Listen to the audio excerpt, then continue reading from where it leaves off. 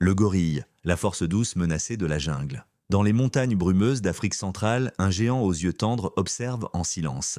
Ses bras sont puissants, son regard profond, et pourtant, derrière cette apparence de force, se cache un être d'une sensibilité bouleversante. C'est le gorille des montagnes, l'un des animaux les plus majestueux et les plus menacés de notre planète. Peu de gens savent que le gorille partage près de 98% de son ADN avec l'être humain. Il ressent la peur, la joie, la tristesse et même le deuil. Quand un membre du groupe meurt, le gorille reste parfois des heures à ses côtés, comme s'il refusait de dire adieu. Il vit en famille, sous la protection d'un mâle dominant appelé le dos argenté, symbole de sagesse et de responsabilité. Il ne règne pas par la violence, mais par le respect et la bienveillance. Les gorilles sont des végétariens paisibles. Ils se nourrissent de feuilles, de fruits et de racines et jouent un rôle essentiel dans la régénération de la forêt en dispersant les graines partout où ils passent. Mais leur monde disparaît. Chaque jour, les forêts reculent sous les coups de machettes et les bruits des machines. Le braconnage, la déforestation et les maladies humaines ont déjà décimé plus de la moitié de leur population.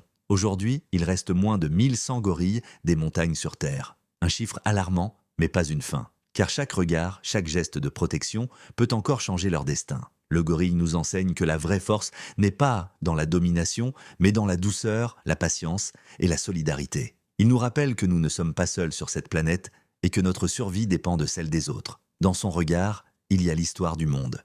Une histoire que nous devons protéger avant qu'elle ne s'éteigne. Le gorille est la voix silencieuse de la forêt. Écoutons-la avant qu'elle ne s'éteigne dans le bruit des tronçonneuses. Abonne-toi à Mère Nature pour découvrir et protéger chaque jour les merveilles vivantes de notre planète. Parce que comprendre la nature, c'est déjà commencer à la sauver. Mère Nature, là où la vie prend la parole.